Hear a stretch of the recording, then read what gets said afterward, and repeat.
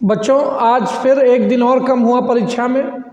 अब आप जान ही रहे हैं परीक्षा का बिगुल बज चुका है और आप अपनी तैयारी एकदम अंतिम छोर पर लेकर के आए, जिससे कि वहाँ परीक्षा कक्ष में आपको किसी प्रश्न के लिए ज़्यादा परेशान ना होना पड़े। इसी क्रम में आज फिर मैंने अंशाल पेपर से कुछ क्वेश्चन ढूंढे हैं जो आपके लिए उपयोगी हैं। ये आपके लेंस चैप्टर से हैं। पहला क्वेश्चन देखें। ये देखिए चित्र एक बना हुआ है। ये चित्र क्या दिख रहा है? दो अवतल लेंस हैं, उत्तल नहीं है। दो अवतल लेंस परस्पर संपर्क में रखे हैं, जिनकी फोकस दूरी प्रत्येक की 10 सेंटीमीटर है, दी गई है। लेकिन यहाँ पर क्या किया गया, जो बीच का स्थान जो गैप है वहाँ जल भर दिया गया, तो कहा गया संयोजन की फोकस दूरी ज्ञात कीजिए। ये प्रश्न आया, या संयोजन की क्षमता ज्ञात कीजिए। फोकस दूरी व क्षमता ज्ञात कीजिए। यहाँ पर व क्षमता ज्ञात कीजिए, व क्षमता ज्ञात कीजिए। दिया है लेंस के पदार्थ का पूर्णांक। तो पहले हमको क्या करना पड़ेगा? ये देखिए बहुत ट्रिकी सवाल है ये। पहले का उत्तर देखें, आंसर 1। आंसर 1 पहला देखिए, दो लेंस हैं जो परस्पर संपर्क में रखे हैं। तो F1 बराबर -10 सेंटीमीटर, F2 बराबर -10 सेंटीमीटर। क्योंकि दोनों अवतल हैं तो अवतल लेंस की फोकस दूरी ऋणात्मक होती है। तो संयोजन की फोकस दूरी अभी क्या है? कांच है, अभी जल नहीं भरा गया है। प्रथम स्थिति में जब संयोजन के बीच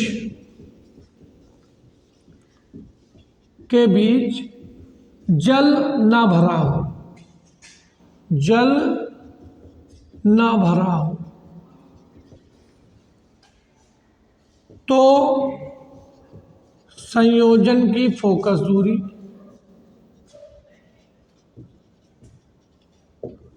(1/Fg) बराबर, Fg क्यों लिया हमने? ग्लास के लिए, चूंकि लेंस आपके ग्लास के हैं।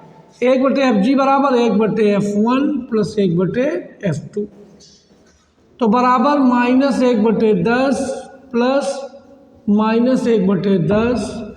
1/Fg बराबर -2/10 बराबर -1/5, तो इसलिए Fg बराबर -5 सेंटीमीटर। ये आ गया। अब कहता है प्रश्नानुसार दोनों लेंसों के बीच में जल भर दिया जाए। अब हमने क्या किया? पहले दोनों लेंसों के बीच में वायु थी, अब जल भर दिया गया। तो संयोजन की फोकस दूरी माना कैपिटल F हो जाती है। तो आप लोगों ने एक प्रयोग किया होगा, समतल दर्पण उत्तल लेंस की सहायता से जल का अपवर्तनांक। यहाँ पर हम उसी सूत्र का यूज करेंगे, ठीक। तो यहाँ पर आपका सूत्र बनता था ANW बराबर 2 - Fg/F। ये आप डायरेक्ट सूत्र अप्लाई कर दीजिए। यहाँ पे जल का अपवर्तनांक बराबर 2 - Fg, संयोजन की फोकस दूरी बिना जल डाले, और F जल डाल करके, तो बराबर यहाँ पर कितना आ जाएगा? बराबर इम्प्लाइज दैट ANW, ये ANW दिया गया है आपको, जल का अपवर्तनांक। ये जल के साथ ब्रैकेट में जो भी लिखा रहता है वो उसका अपवर्तनांक रहता है। तो 4/3 बराबर 2 -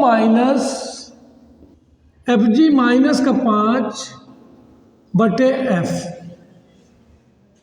तो 4/3 बराबर 2 plus 5/F, implies that 5/f बराबर 4/3 - 2। तो यहाँ पर कितना आ जाएगा? 5/f बराबर 3 लघुत्तम आ गया, तो यदि आप गुणा कर दो 4 - 6 तो बराबर -2/3। तो f बराबर कितना आ जाएगा? f बराबर आ जाएगा, यदि आप गुणा कर दोगे तो 5 × 3 = 15 - 2 सेंटीमीटर।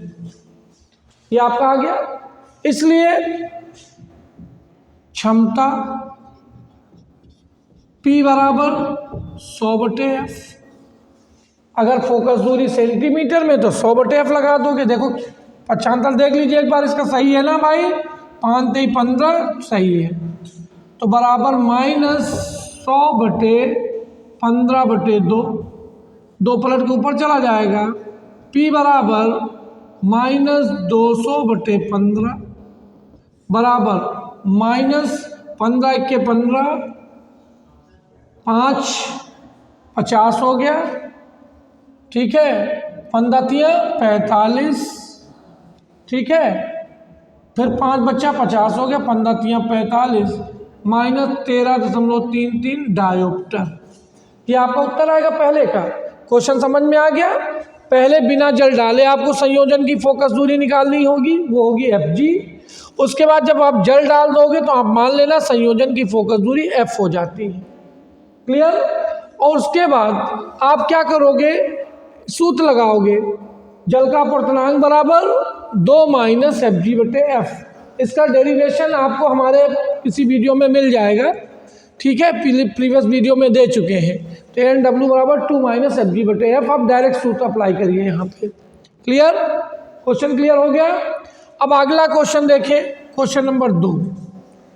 क्वेश्चन नंबर 2 कहता है कांच के 2/3 यानी कांच का अपवर्तनांक दिया गया है। गोले का व्यास 10 सेंटीमीटर है। वायु का एक बुलबुला गोले के केंद्र से 2 सेंटीमीटर की दूरी पर है। बुलबुले के प्रतिबिंब की स्थिति नंबर 1 पास वाले पृष्ठ से, नंबर 2 दूर वाले पृष्ठ से ज्ञात कीजिए। यानी हमको प्रतिबिंब की स्थिति बतानी है। तो ये यहाँ पर देखिए, आपको ये गोला बन रहा है, आपका ये गोला बन रहा है आपका, ये कांच का एक गोला है, ये कांच का गोला है।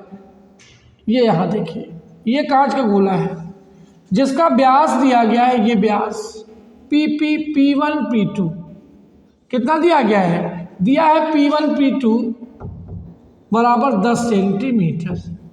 ये इसका केंद्र है C, ठीक है। अब एक बुलबुला केंद्र से 2 सेंटीमीटर की दूरी पर है, ये बुलबुला है, इसको हम मान लेंगे वस्तु। अब यहाँ पर देखिए केंद्र पर हमने लंब डाल दिया, ये CN क्या है? लंब है। बुलबुले से ये प्रकाश किरण गई, प्रकाश किरण कहाँ से जा रही? सघन से जा रही, सघन से विरल, तो ये अभिलंब से क्या होगी? दूर हटेगी, दूर हट गई, ये किरण ऐसे चली गई। इस किरण को हमने पीछे बढ़ा दिया, तो ये देखिए कहीं I पर इसका प्रतिबिंब बनेगा किरण को पीछे बढ़ाने पर। तो यहाँ पर देखिए ये पास वाले पृष्ठ से, ये कौन सा? बुलबुला का पास का पृष्ठ है, पास, और ये बुलबुले का दूर का पृष्ठ है, ठीक। तो यहाँ पर आपकी प्रकाश किरण कांच से हवा में आ रही है और अपवर्तनांक दिया गया है हवा से कांच का। तो ANG दिया गया है, ANG बराबर दिया गया 3/2, इसलिए GNA बराबर कितना हो जाएगा? 1/ANG बराबर 2/3। गोलीय पृष्ठ के अपवर्तन का सूत्र लगा दो। यहाँ पर U बराबर किसके होगा? U बराबर हो जाएगा P1O। P1O बराबर कितना हो जाएगा? 3 सेंटीमीटर। क्योंकि OC आपको कितना दिया गया है? 2, तो P1O 2 हो गया, 3 हो गया। फिर R बराबर हो जाएगा P1C बराबर 5 सेंटीमीटर, और V बराबर हो जाएगा P1I बराबर क्वेश्चन। तो गोलीय पृष्ठ के अपवर्तन के सूत्र से, गोलीय पृष्ठ के अपवर्तन के सूत्र से, अपवर्तन के सूत्र से लगा दो। तो गोलीय पृष्ठ का अपवर्तन होता है N/V - 1/U बराबर N-1/R। इम्प्लाइज दैट N का मान ये दिया गया है, GNA ये N का मान दिया गया है, N का मान दिया गया है, GNA बराबर 2/3। तो 2/3 वी माइनस 1 वी का मान यू का मान -3 बराबर 2/3 माइनस 1/5। तो यहाँ पर कितना आ जाएगा, 2/3 वी को इधर रखिए, 2/3 वी को इधर रखा बराबर, इसको हल कर लिया, 3 इकन्नम 3 में 2 चला गया तो कितना बचेगा, -1 -1/15। इसको हल करेंगे तो कितना बचेगा, -1/15 और प्लस 1/3 बराबर 15 लघुत्तम आ गया। जब 15 लघुत्तम आ जाएगा तो यहाँ पर कितना आ जाएगा, -1 प्लस 5 तो बराबर कितना हो जाएगा, 4/15। तो यहाँ देख लीजिए इस जगह पे, तो यहाँ पर कितना आ जाएगा, 2/3 वी बराबर कितना, 4/15, 2 दूनाई 4, 3 पचे 15, तो v बराबर कितना 95 गए, 5/2 बराबर 2.5 सेंटीमीटर। यानी बुलबुले की स्थिति कितने पे आ जाएगी, 2.5 सेंटीमीटर।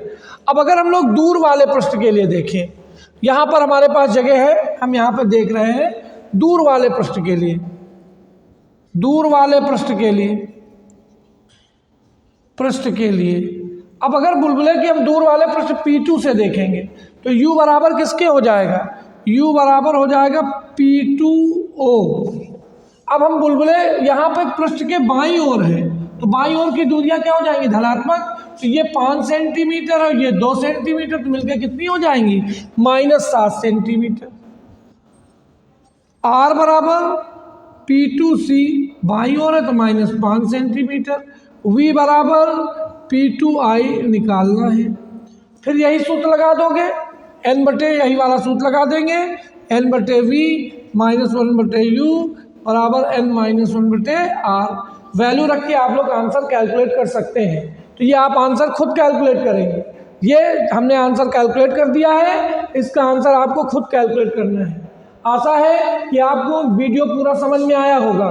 ठीक है, आपके जो भी डाउट्स हैं, अब चूँकि परीक्षा नज़दीक है, किसी भी बोर्ड के बच्चे हों, कोई भी डाउट है तो आप हमारे व्हाट्सएप नंबर 9452016710, ये मेरा व्हाट्सएप नंबर पर्सनल नंबर है, इस पर आप अपने क्वेश्चन हमसे पूछ सकते हैं।